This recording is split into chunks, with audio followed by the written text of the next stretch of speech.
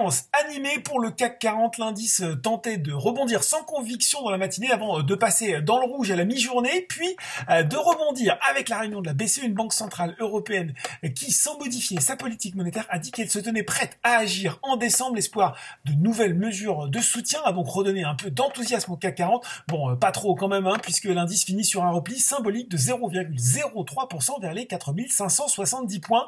Outre-Atlantique, la statistique du jour, c'était la croissance de 33,1% au troisième trimestre de l'économie américaine en rythme annualisé, un peu meilleur qu'attendu.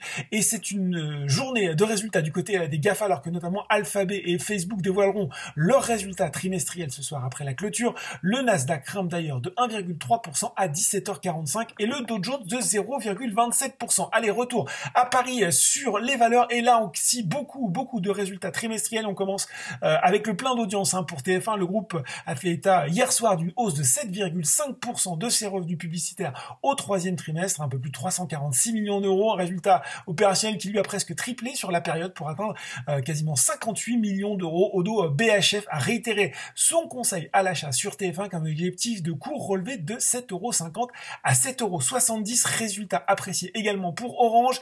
Les revenus du partage des réseaux ont amorti la crise du Covid-19 et l'excédent brut d'exploitation après loyer de l'opérateur n'a lâché que 0,4% à 3,58 milliards, un chiffre meilleur qu'attendu par les analystes qui était à moins 0,6%. C'est du solide aussi pour Nexity.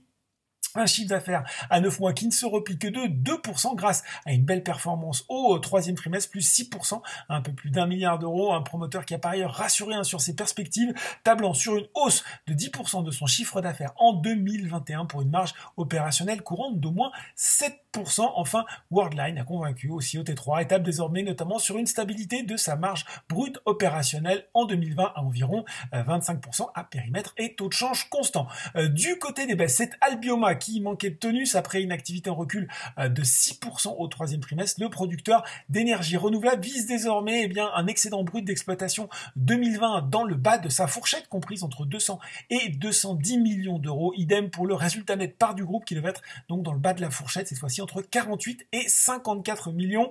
Les parapétrolières CGG et Technip FMC étaient également à la peine alors que le Brent se replie sous les 38 $ le baril. Ça cale aussi pour Faurecia. Alors dans le cadre de sa fusion avec Fiat Chrysler, PSA a annoncé le succès de la cession d'environ 7% du capital de l'équipementier automobile pour un montant d'environ 308 millions d'euros. Le produit de cette cession sera distribué aux actionnaires de Stellantis. C'est le nom de la future entité issue de la fusion entre les deux constructeurs automobiles. Voilà, c'est tout pour ce soir. En attendant, n'oubliez pas tout le reste de l'actu éco et finance est sur Boursorama.